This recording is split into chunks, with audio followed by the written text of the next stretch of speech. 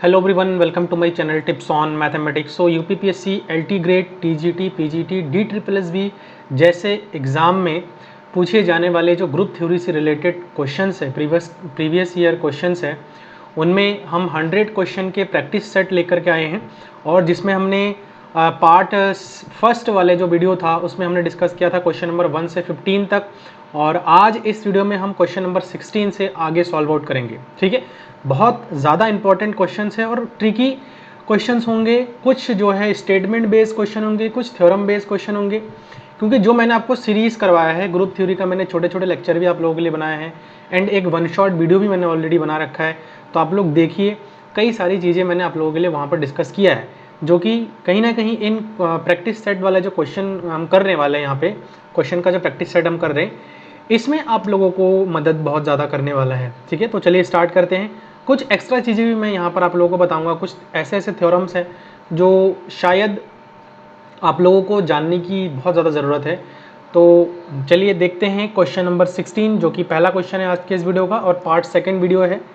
Part 1 भी हम लोगों ने बना रखा है, आप लोगों के लिए अपलोड ऑलरेडी किया हुआ है, आप लोग देख सकते हैं। बाकी इसको करते हैं और देखते हैं आज कितना क्वेश्चन हम आगे सॉल्व आउट कर सकते हैं। तो यहाँ पर देखिए, पहला क्वेश्चन कह रही है कि late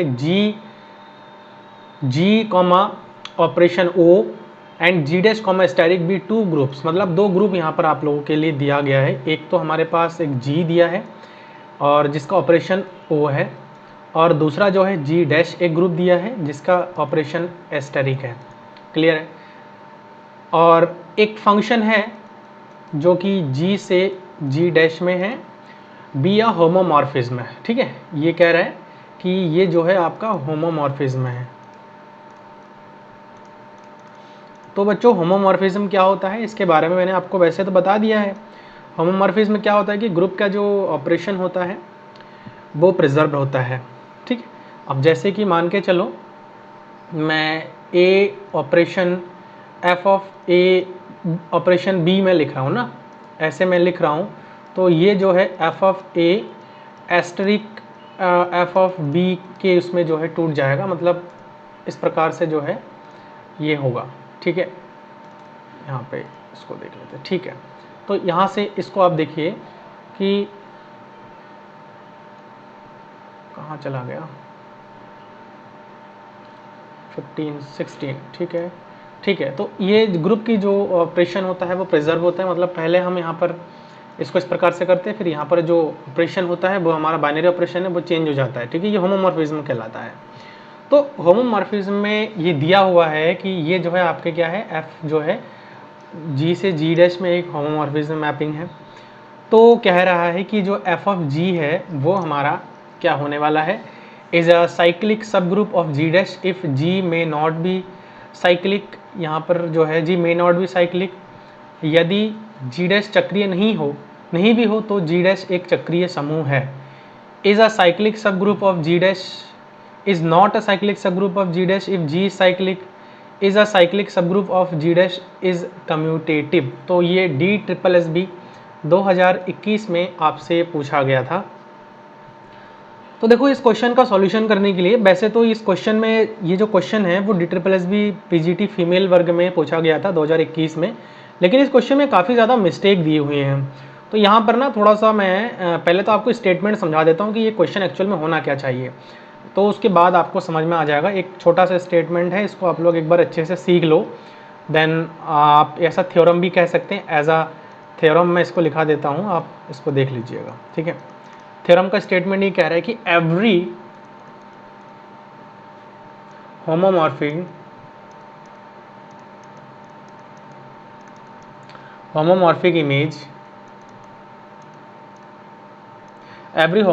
image of a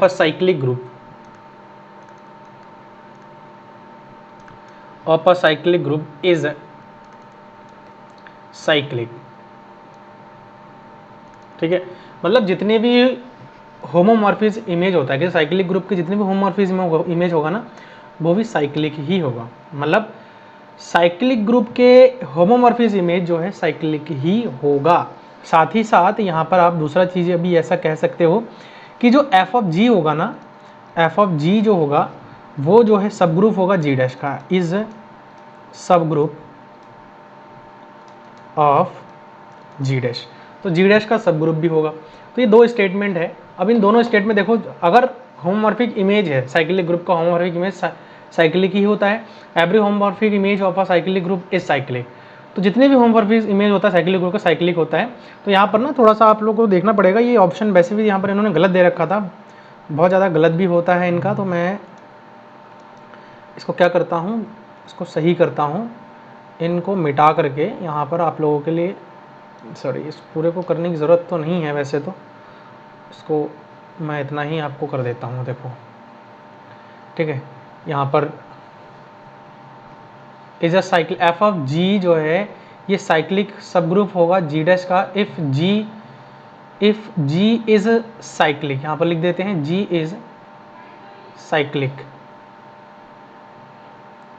if G is cyclic. यहाँ पर थोड़ा करेक्ट कर लीजिएगा इस ऑप्शन में, वैसे ये पेपर में दिया हुआ था ऐसे ही, तो मैंने इसको ऐसे ही लिख दिया है वैसे तो आप लोग इसको करेक्ट कर लीजिएगा, मैं वैसे ठीक कर दे रहा हूँ इसको। इज साइक्लिक, ठीक है। यहाँ पर मैं चलो इससे लिख देता हूँ जी इज साइक्लिक। एक तो ये हो गया। यदि जी चक्रीय नहीं भी हो तो जी डैश का एक चक्रीय उपसमूह होगा। तो यहाँ पर आपको लिखना है is a cyclic sub group of G dash if G is cyclic. G जो है साइक्लिक हो, यदि जी चक्रीय हो, ठीक है, जी चक्रीय हो तो जी डैश का एक चक्रीय उपसमूह होगा, ठीक है। इस प्रकार से इस ऑप्शन को भी सही कर लीजिएगा। अच्छा चलो इसको मैं यहाँ से वैसे कर देता हूँ, कोई नहीं। यदि जी चक्रीय हो, यहाँ पर ना ऐसा बन जाएगा ये, ठीक है। तो थोड़ा सा मिस्टेक था क्वेश्चन में, तो मैं आपको दिखाना चाह रहा था, इसलिए मैंने इसको वैसे इस प्रकार से ले लिया था, ठीक है। तो आप इसको करेक्ट कर लीजिएगा। तो यहाँ से देखो अब ये स्टेटमेंट एक बढ़िया प्रॉपर स्टेटमेंट बन गया। देखो यहाँ पर देखो is a cyclic sub group of G dash, क्या कि जो एफ ऑफ जी है वो साइक्लिक सब ग्रुप होगा जी डैश का। स्टेटमेंट क्या कह रहा है कि every homomorphic image of a cyclic group is cyclic. तो यहाँ पर कुछ कंफर्म नहीं है। देखो जी डैश, अगर मैं एफ ऑफ जी की मैं बात करूँ, एफ ऑफ जी जो है साइक्लिक सब ग्रुप होगा जी डैश का। इस बारे में कोई अधूरा इन्फॉर्मेशन भैया इसको करना ही नहीं है। Is not a cyclic sub group of G dash if G is cyclic. तो ये स्टेटमेंट और ये स्टेटमेंट दोनों कंट्राडिक्टरी है, ये भी गलत हो जाएगा। Is a cyclic sub group of G dash if G is commutative, तो ये भी गलत हो जाएगा। तो यहाँ से देखो is a cyclic F of G is a cyclic sub group of G dash if G is cyclic. तो यहाँ पर बताया क्या, every homomorphic image of a cyclic group, every homomorphic image of a cyclic group, यहाँ पर देखिए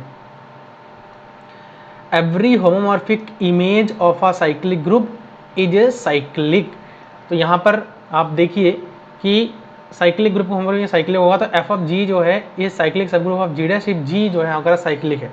यहाँ पर वही चीज़ है ना कि जी अगर साइक्लिक है तो इसका जो होमोमॉर्फिक इमेज है, ये होमोमॉर्फिक इमेज है, वो भी हमारा साइक्लिक सब ग्रुप होगा जी डैश का। तो ये स्टेटमेंट हमारा यहाँ पर करेक्ट हो जाता है। ये पेपर में ही यहाँ पर गलत दिया हुआ था, तो मैंने वैसे ही उसको लिख दिया है। अब इसको आपके सामने करेक्ट करना था, इसीलिए मैंने इसको वैसे लिख दिया, ठीक है। तो ये ऑप्शन जो है सही वाला ऑप्शन है, इसको सही कर लीजिएगा, ठीक है। नेक्स्ट जो यहाँ पर क्वेश्चन है आप इसको देखिए, कह रहा है कि यहाँ पर कि let G O and G dash asterisk be two finite groups and F phi G to G dash be an epimorphism, then हम क्या कहेंगे कि G order of G is divisor of order of g dash, order of g dash is divisor of order of g, order of g dash is not divisor of order of g, order of g is not divisor of order of z dash। तो ये question भी आपके DSSB में पूछा गया है, ठीक है। DSSB PGT 2021 में फीमेल वर्ग में पूछा गया क्वेश्चन है। तो इसको भी देखिए, थोड़ा ध्यान से देखिए। इस क्वेश्चन को करने के लिए ना आपको एक चीज़ की ज़रूरत पड़ेगी, और वो मैं आपको बता देता हूँ। यहाँ पर सबसे पहले तो मैं आपको थोड़ा समझाना चाहूँगा कि एपोमॉर्फिज्म क्या होता है, ठीक है। एपोमॉर्फिज्म समझाता हूँ आपको। पहले तो एपोमॉर्फिज्म समझ लीजिए, उसके बाद करते हैं इसको। एपोमॉर्फिज्म थोड़ा डार्क कलर की मुझे नीड है इसमें।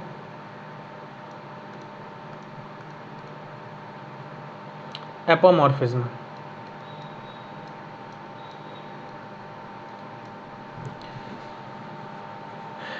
इसमें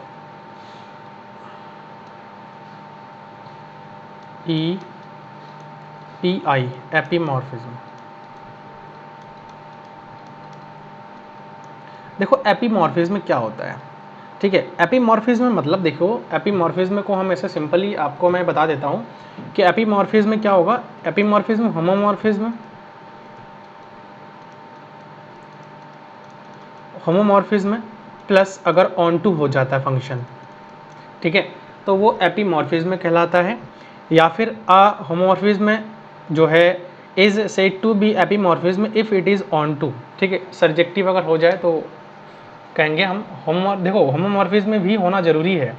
अगर होमोमॉर्फिज्म हो गया और साथ ही होमोमॉर्फिज्म हो गया और साथ ही साथ जो है ऑन टू फंक्शन भी है फॉर्म कर रहा है वो, तो जो है वो एपीमॉर्फिज्म कहलाएगा। अब देखो एपीमॉर्फिज्म के लिए एक यहाँ पर थ्योरम है, एक थ्योरम मैं आपको लिखा देता हूँ, बहुत बढ़िया थ्योरम है, इसको आप कर लीजिए।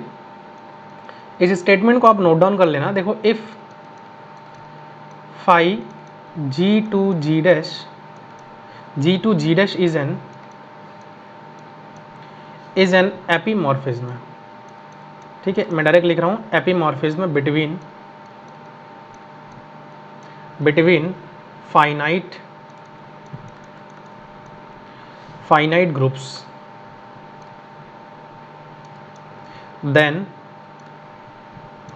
देन जो यहाँ पर आएगा वो ऑर्डर ऑफ जो जी होगा ना, वो बराबर होगा ऑर्डर ऑफ कर्नल ऑफ जो फंक्शन है phi into order of G dash. तो आप यहाँ से अगर इस चीज़ को थोड़ा सा निकालने की कोशिश करोगे ना, तो यहाँ से देखो क्या मिल के आएगा कि जो कर्नल ऑफ फाई है वो बराबर हो जाएगा order of G divide by order of G dash, ठीक है। तो ये कंडीशन यहाँ पर बन रहा है। तो ये बढ़िया एकदम इंपॉर्टेंट सा थ्योरम है और इस थ्योरम को मुझे लगता है कि आपको सीखना भी चाहिए, क्योंकि इस क्वेश्चन में देखिए इस थ्योरम का यूज़ हो रहा है।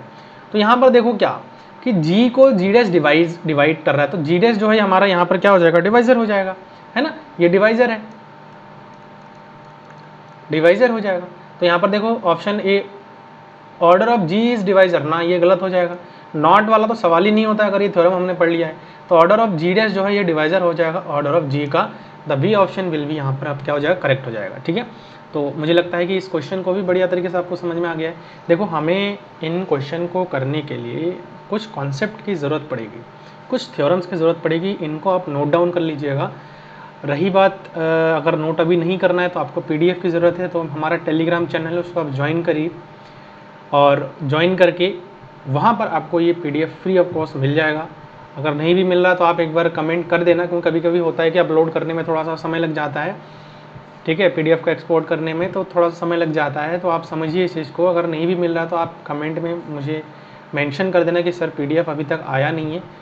मैं जितनी भी जल्दी हो सके पॉसिबल है, मैं वैसे तो कर देता हूँ, लेकिन कभी कभी हो सकता है बीच में थोड़ा लेट भी हुआ था, तो कई बच्चों का मैसेज आ रहा था कि सर PDF अभी तक अपलोड नहीं हुआ है, तो मैंने उसको अपलोड कर दिया है। वैसे आप लोग हर लेक्चर का PDF एक्सेस कर सकते हो, कोई दिक्कत नहीं है, ठीक है।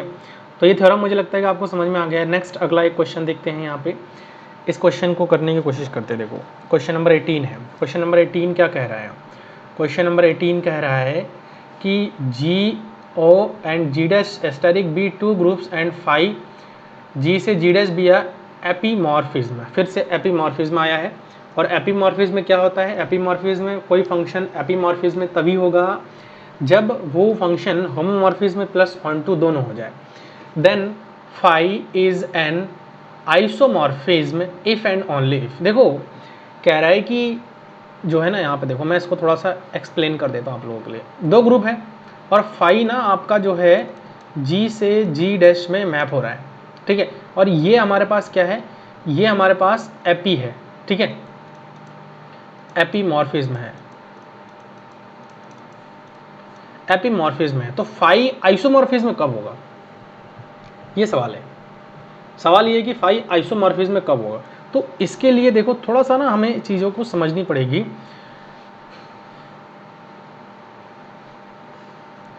यहाँ पर भी एक स्टेटमेंट की आपको नीड होंगी, तो वो स्टेटमेंट मैं आप लोगों को लिखा देता हूँ, ठीक है।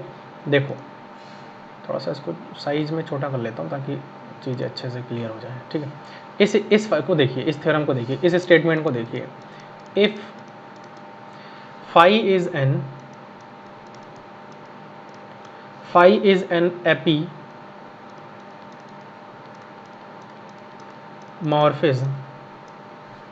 मतलब एपीमॉर्फिज्म मतलब 1 1 और ऑन टू दोनों हो जाना चाहिए, epimorphism and its colonel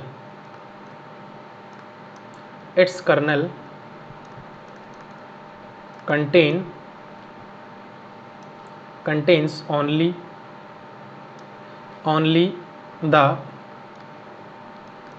identity element of G, only contains the identity element of G, then जो phi होगा, then phi is an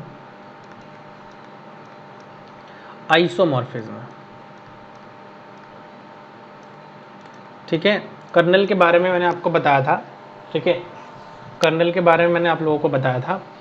तो देखो, हम फाई को, if phi is an epimorphism, phi epimorphism है एंड इसका जो कर्नल है वो सिर्फ और सिर्फ आइडेंटिटी को कंटेन कर रहा है। ध्यान रखना, कर्नल क्या होता है उसको सीखने के लिए आपको थोड़ा सा प्रीवियस के जो वीडियोस है उसमें जानी पड़ेगी भाई। देखो, रिक्वेस्ट है, क्योंकि अगर आपको सीखना है तो आप लोग देखिए, तभी जा करके आप सीख पाओगे। The end its kernel contain only the identity element, only identity element.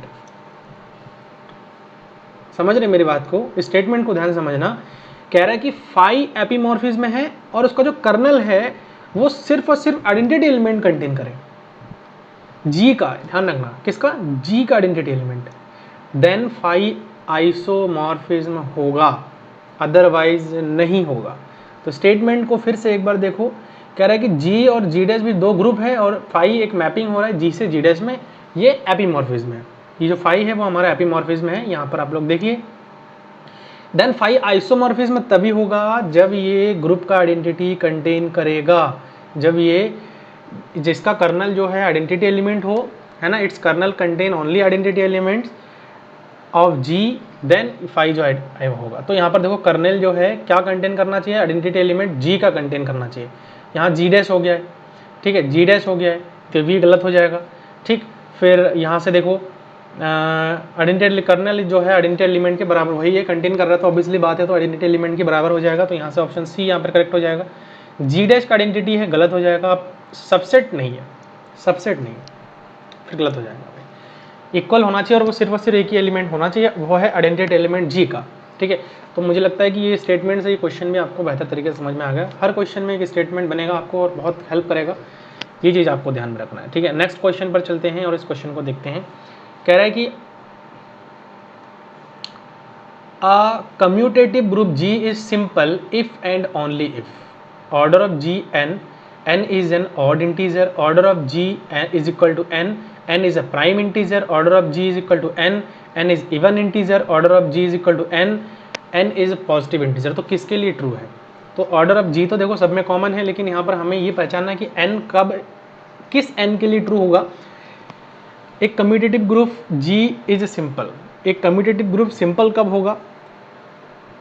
जब उसका order n, order of G जो है n के बराबर हो, लेकिन n वहाँ पर क्या होगा वो हमें यहाँ पर बताना है। इस क्वेश्चन का मतलब यही हो गया। ये भी देखो DSSB 2021 में फीमेल वर्ग में ये पूछा गया था क्वेश्चन है, काफ़ी इंपॉर्टेंट क्वेश्चन है।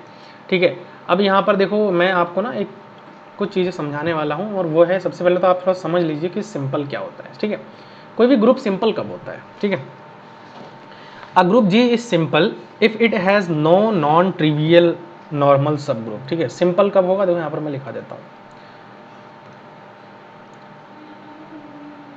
G जो है सिंपल कब होगा? G सिंपल तब होगा, देखो, अ group G is simple, a group G is simple if it has no non trivial, if it has no non trivial normal subgroup।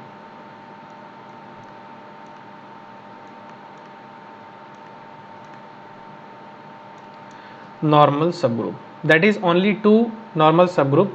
देखो नॉन ट्रिवियल, ठीक है, सबसे पहले तो यहाँ पर हमें समझना है ट्रिवियल क्या होता है, ठीक है। दो चीज़ें यहाँ से फिर निकल के आ रही है। एक तो हमको यहाँ पर समझनी है ट्रिवियल, कलर मुझे लग रहा है कि थोड़ा सा आपको विजिबल नहीं होगा, चेंज कर देते कोई दिक्कत नहीं है। मैं ले लेता हूँ ये वाला, ठीक है। यहाँ से ट्रिवियल को समझिए। ट्रिवियल तब होगा जब सिर्फ और सिर्फ आइडेंटिटी एलिमेंट कंटेन कर जाए, ये वो सब ग्रुप है। अब नॉन ट्रिवियल को समझिए। यहाँ पे नॉन ट्रिवियल, देखो मेरा मकसद ये है कि क्वेश्चन को समझाना नहीं है, क्वेश्चन के साथ जो कॉन्सेप्ट लग रहा है वो भी आपको प्रॉपर लिख करके बताना, ताकि आप प्रॉपर नोट मेकिंग कर सको इसको और एग्ज़ाम में आपको याद रहे। क्योंकि मैं अगर चाहता ना तो यहाँ पर विद इन अ सेकेंड आपको चीज़ें बता देता, और मुझे लग रहा है कि मुश्किल से 10, मैं अगर यहाँ पर जो है 20 क्वेश्चन सॉल्व करवा रहा हूँ तो मुश्किल से 20 मिनट लगेंगे वीडियोज़ को रिकॉर्ड करने में। तो मैं ये नहीं चाह रहा हूँ, मैं चाह रहा हूँ कि हर एक पॉइंट को अच्छे से एक एक चीज़ आपको क्लियर हो, तभी जा करके मज़ा आएगा, अदरवाइज़ बिल्कुल मज़ा नहीं आने वाला है, ठीक है। तो देखो नॉन ट्रिवियल क्या होता है। नॉन ट्रिवियल तब होगा जब ई और जी, देखो सॉरी, ट्रिवियल के केस में यहाँ पर आपको थोड़ा सा समझना पड़ेगा, ओनली आइडेंटिटी होगा and non trivial other than E and G. देखो दो सब ग्रुप अदर देन, यहाँ पर मैं लिख रहा हूँ अदर देन ई, दो सब ग्रुप है, एंड जी, ई एंड जी, चलो इसको ई एंड जी, ठीक है। तो ट्रिवियल क्या होता है। ट्रिवियल वो होता है जब सिर्फ और सिर्फ आइडेंटिटी वाला सब ग्रुप हो। एक सब ग्रुप ऐसा ही बनेगा जो सिर्फ आइडेंटिटी होगा, तो वो ट्रिवियल कहलाएगा।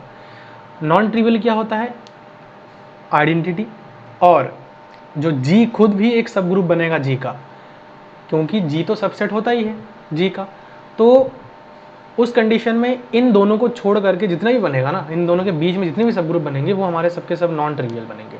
ट्रिवियल कब बनेगा, जब सिर्फ और सिर्फ आइडेंटिटी हो। तो दो चीज़ समझ में आ गया।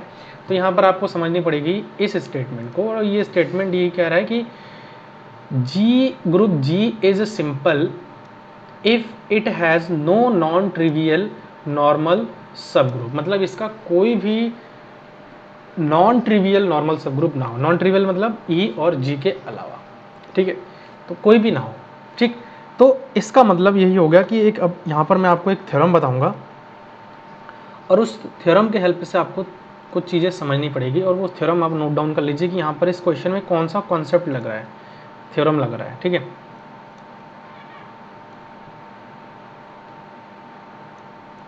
इस थ्योरम को नोट डाउन कर लीजिए, इंपॉर्टेंट थ्योरम है। A commutative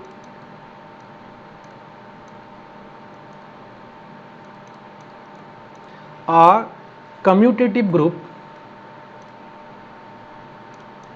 G is simple if and only if G is cyclic of prime order, ठीक है। G is cyclic of prime order। तो यहाँ पर से क्लियर हो जाएगा कि एक कम्यूटेटिव ग्रुप जो है, यहाँ पर देखिए, a commutative group G is simple. Commutative group G को सिंपल हम तभी कहेंगे सिर्फ और सिर्फ G जो है आपके क्या हो, साइक्लिक हो, और कौन से ऑर्डर का हो, प्राइम ऑर्डर का साइक्लिक हो। देखो प्राइम ऑर्डर का साइक्लिक, तो ऑर्डर प्राइम किसका है, देखो यहाँ पर ऑर्डर ऑफ G जो है आपका क्या होना चाहिए, यहाँ पर आपका प्राइम होना चाहिए, क्लियर है। तो यहाँ पर देखो ऑड इंटीजर है, गलत हो जाएगा, प्राइम इंटीजर है, बिल्कुल सही है। यहाँ पर जो है इवन इंटीजर है, गलत हो जाएगा, पॉजिटिव इंटीजर ये भी गलत हो जाएगा। तो सिर्फ और सिर्फ प्राइम अगर है, ऑर्डर अगर प्राइम है तो ही पॉसिबल है, जो कि आपने इस स्टेटमेंट के माध्यम से समझा है, इस थ्योरम के स्टेटमेंट के माध्यम से आपको समझ आ गया होगा, ठीक है। अभी क्वेश्चन इंपॉर्टेंट है, 20 नंबर क्वेश्चन है, number of onto homomorphism from Z8 to Z4, ठीक है, मॉड्यूलो एडिशन वाला है इसमें ग्रुप। देखो इस क्वेश्चन को ना करने के लिए मैं एक आपको वैसे तो एक ट्रिक बताऊंगा, ठीक है, ऑन टू होमोमॉर्फिज्म, ठीक है। ऑन टू होमोमॉर्फिज्म कब होता है, पहले तो इस चीज़ को आप समझो, इस चीज़ को मैं एक्सप्लेन कर रहा हूँ सबसे पहले ऑन टू होमोमॉर्फिज्म को समझो। ऑन टू होमोमॉर्फिज्म कब होगा? देखो, जब हमारे पास एफ ऑफ जी जो है ना, जो जी डैश के बराबर हो जाए, ठीक है। एफ ऑफ जो एक्स था वो वाई के बराबर हो जाता ऑन टू में, तो वैसे ही एफ ऑफ जी जो है वो जी डैश के बराबर हो जाना चाहिए, तब जा करके उसको हम ऑन टू होमोमॉर्फिज्म कहेंगे। क्लियर है? इतना समझ में आ गया? ऑन टू होमोमॉर्फिज्म के बारे में आपको समझ में आ गया होगा, ठीक है। ऑन टू होमोमॉर्फिज्म इतना आप नोट कर लेना। अब जो है ना, यहाँ पर मैं आपको बताता हूँ, एक नोट लिखिए, चलिए नोट लिखिए, चलिए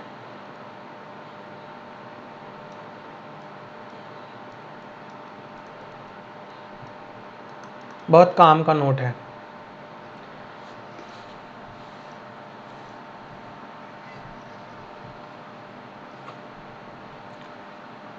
बहुत काम का नोट है, इस नोट को आप नोट डाउन करिए, ठीक है। मैं बता दे रहा हूँ, देखो, a homomorphism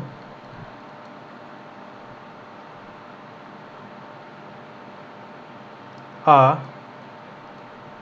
homomorphism a homomorphism F Z M to Z N on to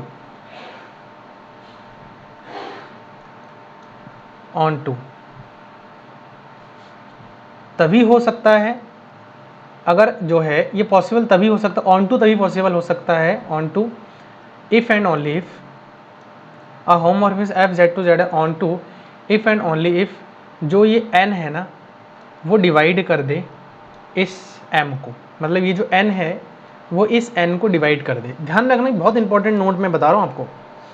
on to अगर सिर्फ होमोमॉर्फिज्म में कहता ना, तो वो कंडीशन अलग होता, ठीक है, वो कंडीशन अलग होता। लेकिन जब यहाँ पर बात किया गया है ऑन टू होमोमॉर्फिज्म की, ऑन टू होमोमॉर्फिज्म की, तो यहाँ पर थोड़ा कंडीशन डिफरेंट बन जा रहा है। यहाँ पर कंडीशन डिफरेंट बन जा रहा है। यहाँ पर डिफरेंट क्या बन जा रहा है? ऑन टू तभी पॉसिबल है जब जो ये n है ना, जो ये n है ना, वो m को डिवाइड कर सके। अगर नहीं कर पा रहा है तो ऑन टू होने का सवाल नहीं होता है, ऑन टू होने का सवाल नहीं होता है। इस चीज़ को आप जो है दिमाग में बिठा लीजिए कि ये तभी पॉसिबल है जब n m को डिवाइड कर जाए, n m को डिवाइड कर जाए। अब आते हैं अगले मुद्दे पे। जब n m को डिवाइड कर रहा है तो इसका मतलब कि यहाँ आगे हम बढ़ सकते हैं। तो दूसरा जो है यहाँ पर number of onto homomorphism निकालने के लिए फाई n होता है। दूसरा नोट यहाँ पर देखिए, इसको आप चलिए पहला कर लो, कोई दिक्कत नहीं है, इसको आप पहला कर लो। दूसरा मैं नोट आपको दे रहा हूँ। फिर जब ये कंडीशन ट्रू हो जाएगा ना, तो यहाँ पर लिखना number of onto homomorphism is equal to phi of n होता है। जो कि ये अगर n जो है हमको डिवाइड कर दे रहा है तो फाई n से हम निकालेंगे। तो यहाँ पर देखो, जो हमारे पास फंक्शन दिया गया है ना, ऑन टू होमोमॉर्फिज्म में दिया गया है, वो कहाँ से कहाँ तक दिया है? Z8 से Z4 में दिया गया है। तो इसका मतलब क्या है? ये n हो जाएगा, ये m हो जाएगा। तो चूंकि 4 जो है डिवाइड कर रहा है किसको? 8 को। कितना आ रहा है? 2 आ रहा है। डिवाइड कर रहा है पूरा पूरा, है ना, यही तो है कंडीशन। तो जब पूरा पूरा डिवाइड कर रहा है, इसका मतलब number of onto homomorphism हमें यहाँ पर क्या निकालनी है? फाई ऑफ 4 निकालनी पड़ेगी। तो फाई ऑफ 4 आपको पता है कि फाई ऑफ 2 की पावर 2, तो 2 का पावर 2 यहाँ माइनस का 2 की पावर 1, तो 2 टू ज़ 4 माइनस यहाँ पर 2, दैट इज इक्वल टू 2। तो number of onto homomorphism की अगर मैं बात करूँ तो यहाँ पर 2 आ जाएगा। देखो, इस क्वेश्चन को करने के लिए मुझे विदिन 30 सेकेंड भी नहीं लगेगा। रीज़न इज़ दैट कि कॉन्सेप्ट मुझे अंदर अंदर पता है, ये कॉन्सेप्ट मुझे अंदर से पता है, तो मुझे टाइम नहीं लगेगा। अब मैं आपको बता रहा हूँ तो थोड़ा सा समय लगेगा ही, क्योंकि मैं आपको चाह रहा हूँ कि क्वेश्चन के साथ साथ आपका एक प्रॉपर रिवीजन का फॉर्मेट बन जाए, जिससे कि आप कुछ थ्योरम्स इंपॉर्टेंट सीख जाओ, कुछ स्टेटमेंट आप सीख जाओ। और ये स्टेटमेंट आप मार्क ज़रूर कर लेना, जहाँ भी आप नोट्स बना रहे हैं, जहाँ भी आप जो लिख रहे हैं, वहाँ हाईलाइट ज़रूर कर लेना कि ऐसे क्वेश्चन और भी आगे बन सकता है, ठीक है। ऑन टू होमोमॉर्फिज्म के लिए अगर पूछा गया कि number of onto homomorphism में, तो आपको फाई n निकालना है ना। आइलर फाई फंक्शन हम जो बोलते हैं, इसके बारे में मैंने एक वीडियो ऑलरेडी बना रखा है बढ़िया से, नंबर थ्योरी में बहुत अच्छे से समझा रखा है आपको। मतलब इतना बढ़िया से हमने समझा रखा है कि अलग अलग तरीके से हम कैसे फाई का निकाल सकते हैं। तो ये फार्मूला हो सकता है आपको समझ में नहीं आया, तो यहाँ समझ में आ जाएगा, ठीक है। ये नोट डाउन जरूर कर लेना। नेक्स्ट क्वेश्चन पर चलते हैं, क्वेश्चन नंबर 21 पर। क्वेश्चन नंबर 21 ये कह रहा है, क्या कह रहा है 21 देखते हैं। 21 ये कह रहा है कि फॉर एल्जेब्रिक स्ट्रक्चर जी 0,1 और डॉट दिया हुआ है मल्टीप्लाई द करेक्ट स्टेटमेंट, कौन सा करेक्ट स्टेटमेंट होगा। कह रहा है कि G is only semi group, G is monoid, it is group, it is commutative group. तो सबसे पहले तो आपको थोड़ा सा पता होना चाहिए, मैंने एकदम स्टार्टिंग वाले लेक्चर में ये चीज़ आपको बताया था, यहाँ पर जो है कि सेमी ग्रुप कब होता है, जब क्लोजर और एसोसिएटिव होता है तो सेमी ग्रुप होता है। ठीक है, देखो ये क्लोजर प्लस एसोसिएटिव होगा सेमी ग्रुप होगा। मोनोइड, मोनोइड क्या होगा, closure plus associative plus identity, और ग्रुप आपको पता है ये closure plus associative plus identity plus inverse. Commutative क्या होता है, closure plus associative plus identity plus inverse plus commutative. ठीक है, कम्यूटेटिव ये प्रॉपर्टी 5 अगर सेटिस्फाई हो जाता है। और एक मैंने और भी बताया था ग्रुपॉइड, ग्रुपॉइड सिर्फ और सिर्फ क्लोजर प्रॉपर्टी सेटिस्फाई करेगा तभी ग्रुपॉइड कहलाएगा। ठीक है, तो ये आपको पता होना चाहिए। अब बात करते हैं कि इन ग्रुप्स की, तो ये ग्रुप में देखो 2 एलिमेंट है ना, 2 एलिमेंट है। तो देखो अगर मैं इसका एक बार कैली टेबल बनाता हूँ, कैली टेबल मैंने आपको बनाना सिखाया था ना, कैली टेबल बनाना सिखाया था मैंने। ये देखो 0 है, यहाँ पर 1 है, ये 0 है, यहाँ पर 1 है, और यहाँ पर डॉट है। तो 0 को 0 से मल्टीप्लाई करेंगे 0 आ जाएगा, 0 को 1 से 0 को 0 आ जाएगा, 1 से 1 को 1 को। तो आप एक चीज़ नोटिस कर रहे होंगे कि यहाँ पर आप इस टेबल के माध्यम से आप समझ पा रहे हो कि क्लोजर तो सेटिस्फाई कर रहा है, क्योंकि अगर मैं कोई भी 2 नंबरों का आपस में गुणा कर रहा हूँ तो वापस उसी सेट में आ रहा है, तो इसका मतलब क्लोजर सेटिस्फाई कर रहा है। और मल्टीप्लिकेशन एसोसिएटिव होता है, ये भी पता है आपको, मल्टीप्लिकेशन इज ऑलवेज एसोसिएटिव, ये होता ही होता है। लेकिन जब मैं बात कर रहा हूँ आइडेंटिटी वाली एलिमेंट की, तो आइडेंटिटी कहाँ मिलेगा, देखो आइडेंटिटी का मतलब क्या है कि मल्टीप्लिकेशन है, तो मल्टीप्लिकेटिव आइडेंटिटी हमारे पास क्या होता है, 1 होता है, 1 आना चाहिए, मतलब ऐसा एलिमेंट कि उसको मैं किसी के साथ मल्टीप्लाई करूँ कि सेम वही एलिमेंट। अब 0 है, 0 का देखो 1 को मैं किससे मल्टीप्लाई करूँ कि मेरे पास जो है 1 ही रहे, तो 1 है, ठीक है, 1 का आइडेंटिटी तो 1 मिल रहा है, लेकिन 0 को मैं किससे मल्टीप्लाई करूँ कि 1 आ जाए, ये मेरा सवाल है। 0 को मैं किससे मल्टीप्लाई करूँगा कि 1 आ जाए, तो ऐसा कोई भी एलिमेंट एग्जिस्ट नहीं करेगा। 0 को मैं किससे मल्टीप्लाई करूँगा, तो 0 के लिए आइडेंटिटी एलिमेंट तो यहाँ पर नहीं पॉसिबल है, मतलब हर एलिमेंट के लिए ग्रुप में आइडेंटिटी एलिमेंट एग्जिस्ट नहीं कर रहा है, कहने का मतलब यही है। तो सिर्फ और सिर्फ आपके पास क्लोजर सेटिस्फाई कर रहा है और एसोसिएटिव सेटिस्फाई कर रहा है, आइडेंटिटी नहीं है। आइडेंटिटी नहीं है तो इन्वर्स का सवाल ही नहीं होता है। कम्यूटेटिव की हम बात वैसे भी नहीं करेंगे यहाँ पर।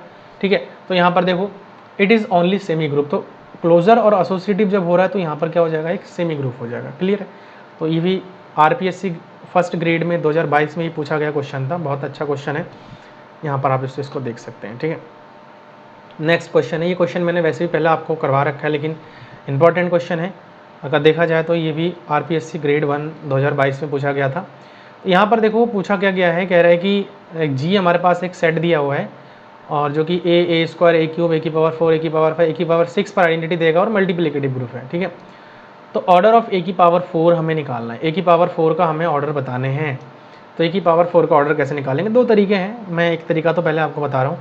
देखो ऑर्डर का मतलब क्या है कि मैं ए की पावर में कितना करूँ कि मुझे आइडेंटिटी मिल जाए, मल्टीप्लिकेटिव ग्रुप है, मल्टीप्लिकेटिव ग्रुप है, तो ए की पावर में कितना करूँगा कि मुझे आइडेंटिटी मिल जाए। अब ए की पावर 4 है, तो ए की पावर 4 का ए की पावर 4 है, अब इसका पावर में कितना करूँ कि मुझे आइडेंटिटी मिल जाए, आइडेंटिटी इन द सेंस ए की पावर 6 मिल जाए। देखो ए की पावर में अगर मैं यहाँ पर 2 कर रहा हूँ तो 4 दूनी 8 हो रहा है, बिल्कुल किसी तरह से कोई सेंस नहीं बन रहा है।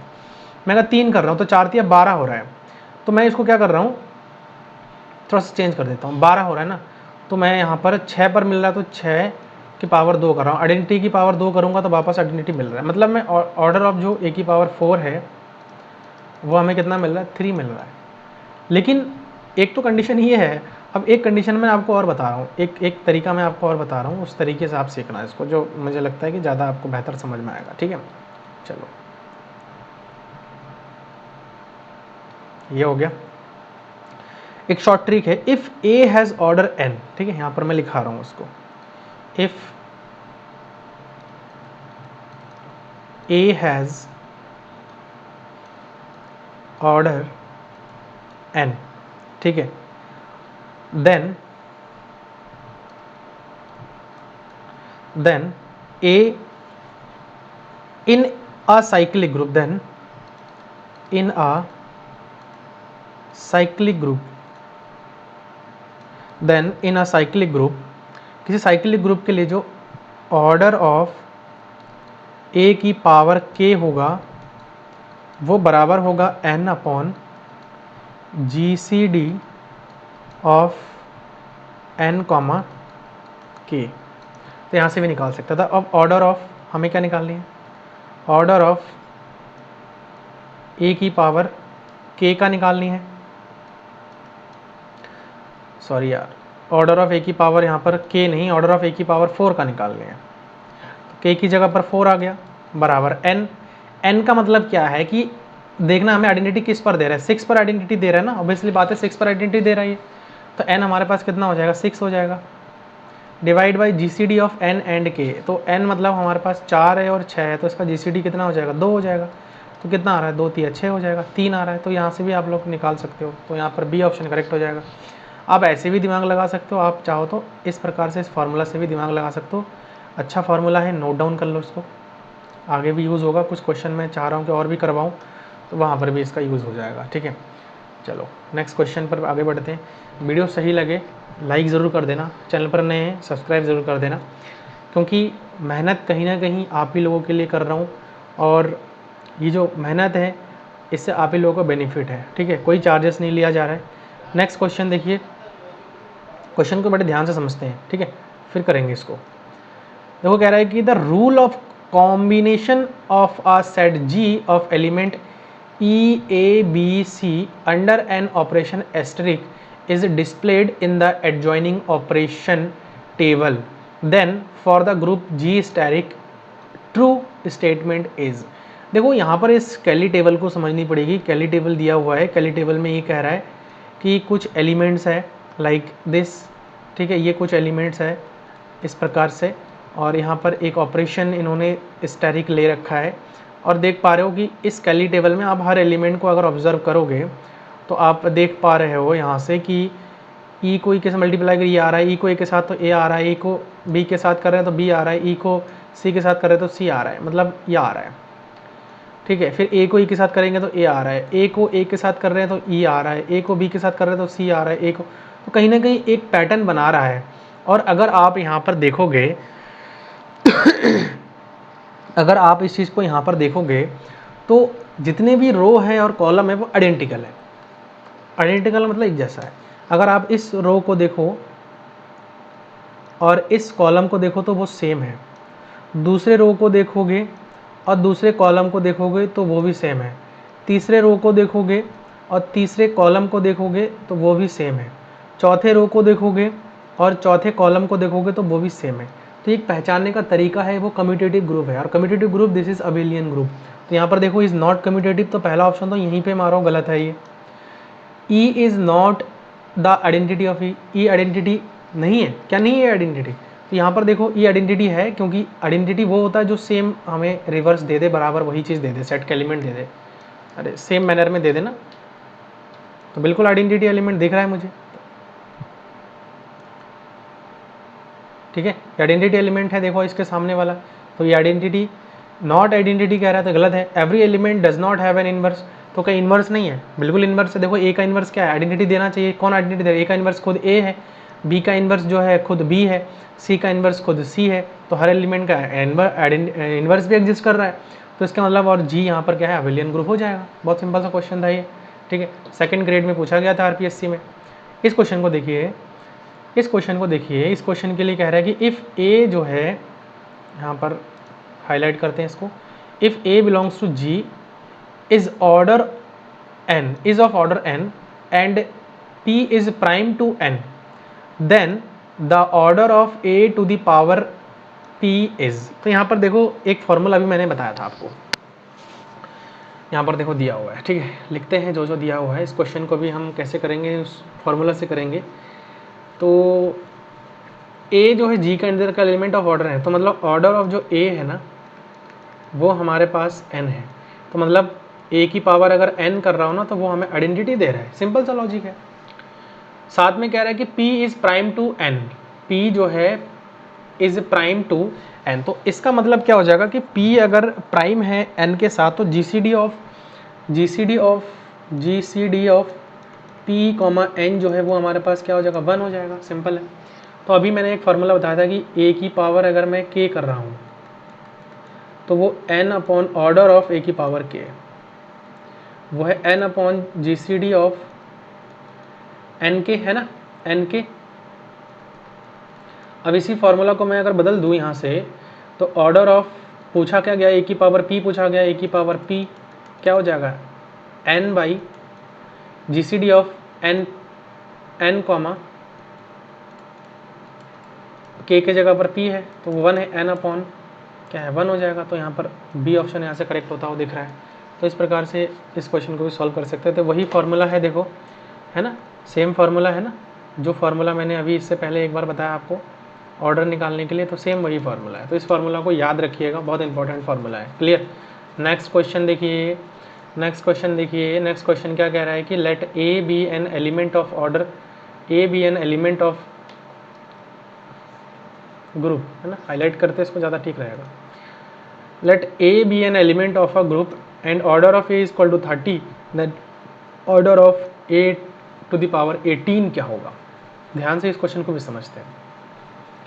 ए जो है ग्रुप का कोई एलिमेंट है, और जो ऑर्डर ऑफ ए है, ऑर्डर ऑफ जो ए है ना, वो हमारे पास 30 दिया है। इट इम्प्लाई कि अगर ए की पावर में 30 कर रहा हूँ तो वो आइडेंटिटी दे रहा है। ऑर्डर ऑफ एलिमेंट यही तो बताया था मैंने आपको। तो ए की पावर 18 जो order of a to the power 18 क्या हो जाएगा, इसके लिए फॉर्मूला लगाओ। 30 है यहाँ पर, एन का वैल्यू आपको पता ही है, डिवाइड बाय जो GCD हो जाएगा 18 एंड 13, 30। तो इन दोनों की GCD क्या हो जाएगा, GCD क्या हो जाएगा 30 डिवाइड बाय, यहाँ पर जो है इन दोनों की अगर मैं GCD निकालूंगा तो यहाँ पर 6 आ जाएगा, 6 पंजे 30 आ जाएगा, तो 5 जो है इसका ऑप्शन आ जाएगा। बहुत सिंपल है ना, मज़ा आया ना। तो इस प्रकार से हम इस क्वेश्चन को भी सॉल्व कर सकते हैं। देखो इजी क्वेश्चन है, बस थोड़ा कॉन्सेप्चुअल है, कॉन्सेप्ट की आपको नीड है। अगर कॉन्सेप्ट बिल्डअप कर लोगे तो क्वेश्चन सही हो जाएगा। क्लियर है। नेक्स्ट क्वेश्चन क्या है, कह रहा है कि जो है कह रहा है कि जी हमारे पास एक सेट दिया है जो कि मॉड्यूलो 6 है, एडिशन मॉड्यूलो 6 है, is a group, order of 5 is. तो ऑर्डर ऑफ 5 निकालना बहुत आसान है। 5 को कितनी बार जोड़ूं, क्योंकि मैं एडिटिव ग्रुप है तो उसका आइडेंटिटी क्या हो जाए, 0 हो जाएगा। तो हमें 0 लानी पड़ेगी। मतलब मैं 5 को कितने टाइम जोड़ूंगा और 6 से डिवाइड करने पर 0 आ जाए। तो 5 देखो, 5 को एक बार जोड़ रहा हूँ तो 5 ही आ रहा है। 5 को 2 बार जोड़ रहा हूँ तो रिमाइंडर कितना बज रहा है, 6 के बाद 4 बज रहा है। 5 को 3 बार जोड़ रहा हूँ, 5 कम 5 5 दूनी 10, 5 तिया 15, 6 कम 6 6 दूनी 12, 13 14 15, 3 बच रहा है। ठीक है, 4 बच रहा है, फिर 3 बच रहा है। फिर 5 को मैं एक बार और जोड़ दे रहा हूँ, 5 को 20 हो रहा है, 6 तिया 18, 2 बच रहा है रिमाइंडर। 5 को एक बार और जोड़ दे रहा हूँ, 5 1 2 3 4 5, 5 बचे 25। तो यहाँ पर जो है 6 18 24 है ना। तो यहाँ पर 1 बच रहा है रिमाइंडर, प्लस एक बार और जोड़ दूंगा तो यहाँ पर रिमाइंडर क्या बच रहा है, 0 बच रहा है। तो यहाँ पर कितनी बार जोड़ा है मैंने, 6 गुणा 5 बार मैंने जोड़ा है, तो इसका रिमाइंडर 0 बच रहा है ना। और यहाँ पर मैं लिख सकता हूँ मॉड्यूलो 6। ये मॉड्यूलो का कॉन्सेप्ट मैंने समझा रखा है आपको अच्छे से, और ऑर्डर निकालना भी इस ग्रुप का मैंने सिखा रखा है अच्छे से। तो मुझे ऐसा लगता है कि आपको ध्यान देना चाहिए और यहाँ से इसको क्लियर कर लेना चाहिए। ठीक है, तो इसका ऑर्डर कितना हो जाएगा, 6 हो जाएगा। ठीक है, इसका ऑर्डर कितना हो जाएगा, 6 हो जाएगा। नेक्स्ट क्वेश्चन पर चलते हैं, और जो अगला क्वेश्चन इसमें हमारे पास आ रहा है वो है if G is prime if G is a finite group of order 217, find out the number of generator of the group G. ठीक है, देखो इस क्वेश्चन को नंबर ऑफ जनरेटर निकालना आपको मैंने सिखा रखा है। फाइनाइट ऑर्डर है जिसका ऑर्डर जो है कितना है, ऑर्डर ऑफ जो जी है वो हमारे पास 217 है। तो 5 ऑफ 217 निकाल रहे हैं। तो लाइट चली गई, थोड़ा सा आपको अंधेरा दिख रहा होगा, कोई दिक्कत नहीं है। तो यहाँ से देखो जो है इसका हम क्या करेंगे, फैक्टराइजेशन करेंगे। तो फैक्टराइजेशन करने के बाद इसका आएगा 31 गुणा 7 करोगे तो यही आएगा। तो 5 ऑफ 31 इंटू 5 ऑफ 7 हो जाएगा। तो 31 माइनस 1 हो जाएगा, और यहाँ पर 7 माइनस 1। आप कहोगे सर आप कैसे कैलकुलेशन कर रहे हो, तो इसको कैलकुलेशन कैसे किया जाता है वो मैंने जो है आपको बता रखा है। ठीक है, फिर 30 हो जाएगा गुणा यहाँ पर हो जाएगा 6, 18 हो जाएगा, 180 इसमें नंबर ऑफ जनरेटर बन जाएगा। तो 27 क्वेश्चन भी इस प्रकार से आप सॉल्व आउट कर सकते हैं। नेक्स्ट क्वेश्चन देखिए, G be an infinite cyclic group, then देखो ये हरियाणा पीजीटी 2000 2020 में पूछा गया था, हरियाणा पीजीटी 2020 में, ठीक है। तो देखो इस क्वेश्चन को करने के लिए 28वां नंबर क्वेश्चन है, इनफाइनाइट साइक्लिक ग्रुप का मतलब क्या है। देखो infinite cyclic group, infinite cyclic group एक ही है वो, इनफाइनाइट साइक्लिक ग्रुप। जब भी इनफाइनाइट साइक्लिक ग्रुप की बात आए ना तो आप समझ रहे हैं ना, जेड एडिटिव ग्रुप है, ठीक है, ये वाला। और इसके दो ही जनरेटर है, एक तो -1 और एक +1। तो इनफाइनाइट साइक्लिक ग्रुप के दो जनरेटर होंगे। हैज़ इनफाइनाइट मैनी जनरेटर गलत है, हैज़ 1 जनरेटर गलत है, हैज़ 2 जनरेटर बिल्कुल सही है, और हैज़ 3 जनरेटर ये भी गलत है। तो सी ऑप्शन यहाँ से जो है हमारा क्या हो जाएगा, करेक्ट हो जाएगा, ठीक है। नेक्स्ट क्वेश्चन पर चलते हैं, इस क्वेश्चन को देखते हैं। कह रहे कि calculate the number of element of order 7। तो कितने नंबर ऑफ एलिमेंट है 7 ऑर्डर का। देखो इस क्वेश्चन को करने के लिए थोड़ा सा ट्रिकी है, तो इसको समझते हैं। देखो एक तो हमारे पास Z49 दिया हुआ है और यहाँ पर जो है Z7 दिया हुआ है, ठीक है। अब हमको ना ये देखना है कि जो हमारे पास ये 49 है, 49 को कौन कौन सा नंबर डिवाइड कर रहा है। देखो 1 डिवाइड कर रहा है, 2 नहीं डिवाइड कर रहा है, 7 डिवाइड कर रहा है और 49 डिवाइड कर रहा है। 7 को कौन कौन डिवाइड कर रहा है, 1 और 7 खुद डिवाइड कर रहा है। अब हमें क्या करनी है, हमको ना देखना कि पॉसिबल ऑर्डर क्या क्या बन सकता है, ठीक है। ये हमने क्या किया है, ये पॉसिबल ऑर्डर है, मतलब जब भी Z49 है तो इसके पॉसिबल ऑर्डर है। ये क्या है, इसकी पॉसिबल ऑर्डर है, this is the possible order. यहाँ पर लिख देता हूँ मैं वैसे, इसका पॉसिबल ऑर्डर है, ठीक है, इसका पॉसिबल ऑर्डर है। यहाँ पर लिख दे रहा हूँ मैं पॉसिबल ऑर्डर, ठीक है। और सिमिलरली इधर मैं बात करूँ Z7 का, तो ये भी इसके पॉसिबल ऑर्डर हो जाएंगे, ठीक है, पॉसिबल ऑर्डर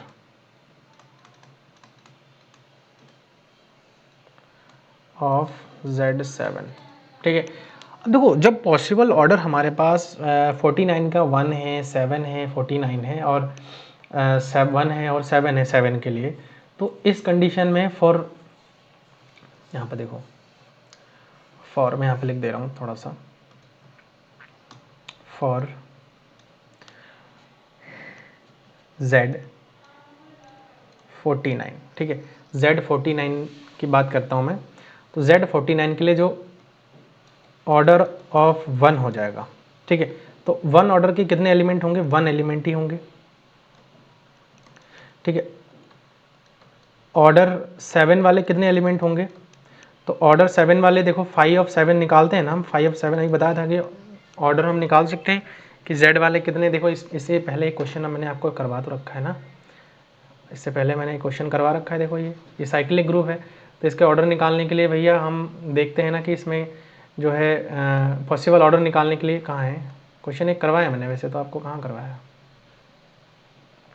मैंने करवाया वैसे इसी में ही, मुझे थोड़ा सा ढूंढने में समय लगेगा, कोई बात नहीं, आप इसको देखिए, ठीक है।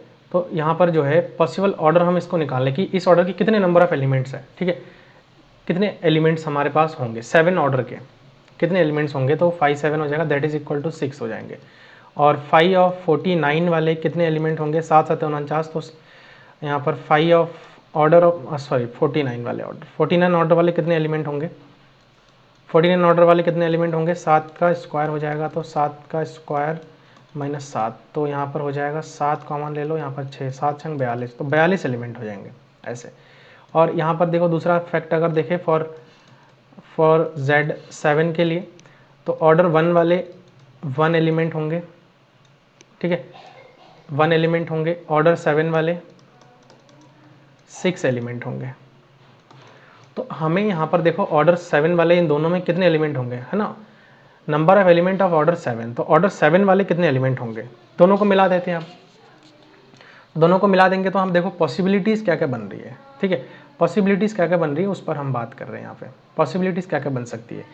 एक तो हमारे पास देखो एक फार्मूला आप यहाँ पर नोट डाउन कर लेना कि possible order of A, B अगर मैं कर रहा हूँ ना, तो उसके लिए जो है जो पॉसिबल ऑर्डर है वो, उसके लिए एक फार्मूला मैं आपको लिखा देता हूँ, चलो। ऑर्डर ऑफ A, B, ठीक है, ऑर्डर ऑफ A, B जो होगा वो होगा LCM of order of a comma order of b, ठीक है। अब 7 हमें चाहिए ना, इसका जो वैल्यू है वो हमें 7 चाहिए, order of a comma b मिला करके जो है 7 होना चाहिए, है ना। 2 एलिमेंट इसका एक एलिमेंट लेंगे, एक एलिमेंट इसका लेंगे, तो दोनों का मिला करके ऑर्डर में 7 मिलना चाहिए। तो कैसे पॉसिबल है 7? देखो एलसीएम किसका किसका एलसीएम, ऑर्डर ऑफ ए, मतलब ए यहाँ पर 1,7 लिख सकता हूँ मैं, है ना, 1,7 लिख सकता हूँ। फिर यहाँ पर जो है 1,7 के बाद जो है दूसरा एलिमेंट यहाँ पर देखो, इसके कितने हैं 1 है, इसके कितने हैं, इसके जो है हमारे पास 6 है, तो कितना हो जाएगा 6 एलिमेंट इसके बन जाएंगे। फिर ये तो पहला केस बन गया, है ना। फिर दूसरा यहाँ पर देखो 7 एलसीएम और कब कब पॉसिबल है, 7 एलसीएम 7 गुणा 1 का पॉसिबल है। तो 7 के लिए 6 एलिमेंट तो यहाँ पर बन रहा था और गुणा 1 एलिमेंट यहाँ पर बन रहा था, 6 यहाँ पर हो गया। फिर 7 एलसीएम कब देगा, और 7 एलसीएम कब दे सकता है, और एलसीएम जो है 7 कब दे सकता है, और 7,7 भी अगर मैं करूँ तब भी तो एलसीएम 7 मिल जाएगा मुझे, 7,7 करूँगा तब भी एलसीएम 7 मिल जाएगा। तो 7 के लिए 6 इसका है और 6 इसका है, 36 इसका हो गया। ये क्या है, ये तो हमने वही निकाला ना, एलिमेंट है भाई। 7 ऑर्डर के कितने एलिमेंट है, 6 एलिमेंट है। 7 ऑर्डर के कितने एलिमेंट है, 6 एलिमेंट है। एक ऑर्डर के कितने एलिमेंट है, एक एलिमेंट है। 7 ऑर्डर के कितने एलिमेंट है, 6 एलिमेंट है। सिमिलरली अगर ये कॉम्बिनेशन बन रहा है तो ये बन जाएगा, तो 36 और यहाँ पर 6 और 6 यहाँ पर कितना हो जाएगा, 12 हो जाएगा। तो 36 और यहाँ पर 12 में करूँगा तो 8 और यहाँ पर 4, 48 यहाँ पर जो है इसका ऑप्शन आ जाएगा करेक्ट, ठीक है। तो ये जो है इस क्वेश्चन को करने का तरीका है, क्लियर। नेक्स्ट क्वेश्चन को देखते हैं और इस क्वेश्चन को समझते हैं। देखो कह रहा है कि, देखो क्या कह रहा है कि let G be a cyclic group of order 6, then the number of elements G belongs to G such that G generator is, ठीक है। तो यहाँ पर नंबर ऑफ एलिमेंट हमको निकालनी है। G जो है एक साइक्लिक ग्रुप है ऑर्डर 6 का, तो ऑर्डर 6 का साइक्लिक ग्रुप है, तो इसका मतलब क्या है कि जो भी इसके अंदर के जो एलिमेंट होंगे ना, तो यहाँ पर जो है हमको क्या निकालने हैं, जनरेटर निकालने हैं। इस जनरेटर कितने हो जाएंगे, तो अवयवों की संख्या जिसमें G जनरेट कर रहा है, तो generator number of generator, cyclic group के नंबर ऑफ जनरेटर कैसे निकालते हैं, 5 ऑफ 6 निकालेंगे। तो 5 ऑफ 6 का मतलब क्या है, 5 ऑफ 2 इंटू 5 ऑफ 3 हो जाएगा। तो यहाँ से 2 माइनस 1 और यहाँ पर हो जाएगा 3 माइनस 1, तो यहाँ पर 1 इंटू यहाँ पर 2, तो दैट इज इक्वल टू 2 आ जाएगा। यहाँ से ऑप्शन ए करेक्ट हो जा रहा है। क्वेश्चन को समझ में नहीं आओगा, देखो क्वेश्चन कह रहा है कि let G be a cyclic group, G एक साइक्लिक ग्रुप है जिसका ऑर्डर 6 है, तो 6 है, element G belongs to G such that, यहाँ पर हमें द नंबर ऑफ एलिमेंट कह रहा है कि the number of element, number of element, तो नंबर ऑफ एलिमेंट कितने हो जाएंगे, 6 हो जाएंगे, यहाँ पे 2 हो जाएंगे सॉरी। तो ये क्वेश्चन है। अब देखते हैं अगला, आगे बाकी क्वेश्चन और नहीं है। मैं बाकी क्वेश्चन जो है आज हमने जो है क्वेश्चन नंबर 16 से 30 तक डिस्कस किया है, बाकी क्वेश्चन और भी हम आगे डिस्कस करेंगे नेक्स्ट पार्ट में, पार्ट 3 में, ठीक है। तो आज का जो वीडियो है वो मुझे लगता है कि आपको अच्छे से क्लियर हो गया है।